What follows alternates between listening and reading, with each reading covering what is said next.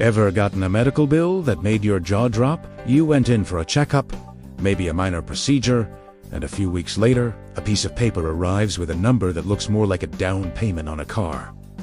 You're not alone. The U.S. medical billing system is a labyrinth of confusing terms, hidden costs, and shocking numbers. It feels intentionally complicated, but today, we're going to pull back the curtain and demystify the entire process from the moment you walk into the doctor's office to the bill that lands in your mailbox. Understanding this system is the first step to taking control of your healthcare costs. So, who are the main characters in this drama? We have the patient, that's you.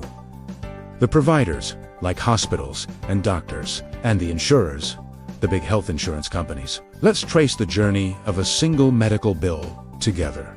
It all starts the moment you receive care. You walk into a hospital or a clinic, check in, and see a doctor. Every single thing that happens from this point on generates a charge. The doctor's time, the nurse's assistance, the tongue depressor they use, the cotton swab, the bandage, literally everything has a price tag. And this is where things get interesting. These initial prices aren't based on what things actually cost. Instead, they come from something called the Chargemaster. Think of the Chargemaster as a hospital's official, internal price list for every service and supply it offers. And these prices are, to put it mildly, massively inflated. A single Tylenol pill that costs cents at the pharmacy might be listed as $30 on the Chargemaster. A simple saline for bag could be listed for hundreds of dollars. Why are these prices so high? It's a strategic starting point for negotiations. No one is really expected to pay these full Chargemaster prices, at least not if they have insurance. It's the sticker price on a new car that everyone knows is just the beginning of the haggle. This is where the second major player, your insurance company, steps in. Insurers don't just accept the hospital's Chargemaster prices, they have immense bargaining power because they represent thousands or even millions of patients. They go to the hospitals and say, "Look, we'll send our members to you, but we're not paying those crazy prices." They then negotiate a much lower pre-approved rate for every procedure. This is often called the contracted rate or the allowable amount.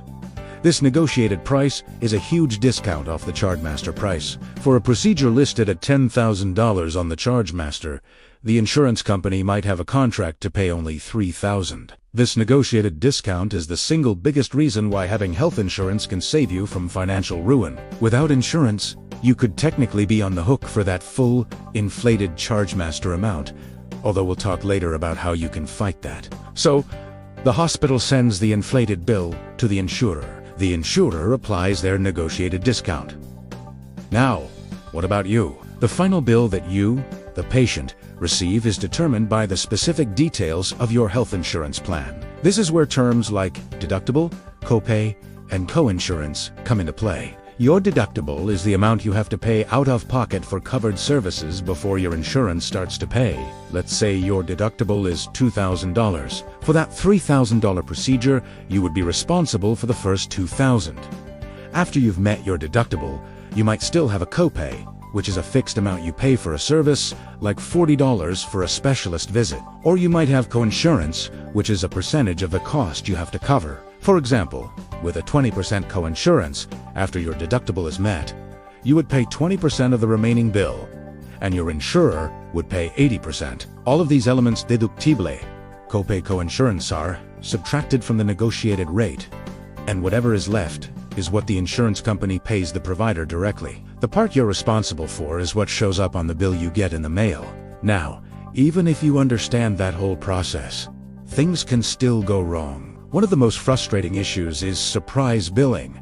This often happens in an emergency. You go to a hospital that is in your insurance network, so you think you're covered, but unbeknownst to you, the anesthesiologist who assisted in your surgery, or the radiologist who read your X-ray, doesn't actually work for the hospital. They are an independent contractor who isn't in your insurance network. A few weeks later, you get a separate, massive bill from them because your insurer won't cover their out-of-network services at the in-network rate. While new laws like the No Surprises Act are designed to protect patients from this, in many situations, it can still happen, especially outside of emergency contexts. It's a financial landmine that can catch even the most careful patient off guard. Another huge problem is simple billing errors. Medical bills are notoriously prone to mistakes. Hospitals are busy places, and data entry errors happen all the time.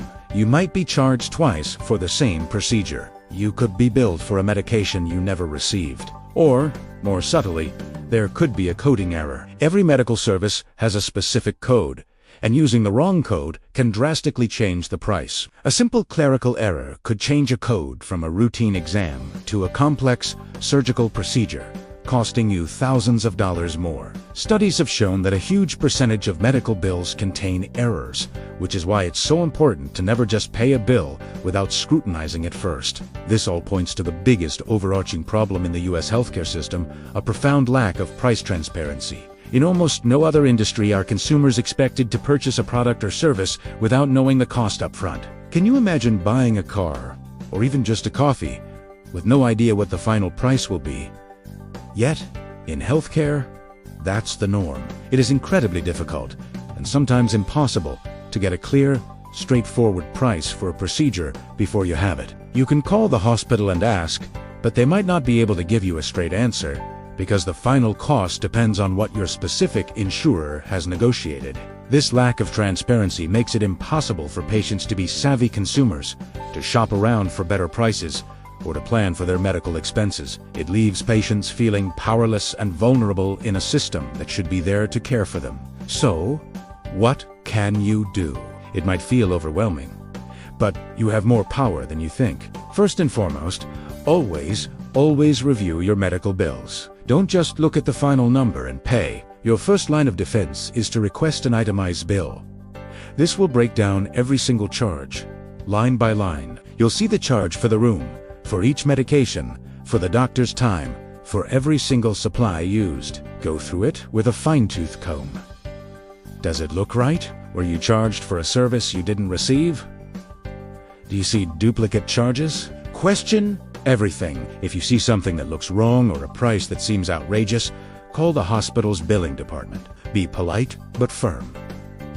Ask them to explain the charge. If it's an error, they can correct it. And don't be afraid to negotiate. This is especially important if you are uninsured or if you're dealing with an out-of-network charge. Remember the charge method. If you're uninsured, you're being billed that inflated price. You can call the billing department and explain your situation. Often, you can negotiate the bill down to something closer to the Medicare rate or what an insured patient would pay. You can also ask for a payment plan. Hospitals would rather receive some money over time than no money at all, so they are often willing to work with you. Remember, the system is complex, but it's not unbeatable. By being an informed and proactive patient, you can navigate it more effectively and protect yourself from unfair costs. It takes effort, but it's well worth it for your financial health. To recap, the price on a medical bill is not set in stone. It starts with a hospital's highly inflated charge master, gets negotiated down by your insurer to a contracted rate, and your final portion is based on your plan's deductible, copays, and co-insurance. The system is plagued with issues like surprise bills, frequent errors, and a shocking lack of transparency. But you can fight back. Always demand an itemized bill, check it for errors, and never hesitate to call and negotiate. You are your own best advocate. Thanks for watching. If you found this video helpful, please hit that like button and subscribe for more content that empowers you to take control of your life. See you in the next one.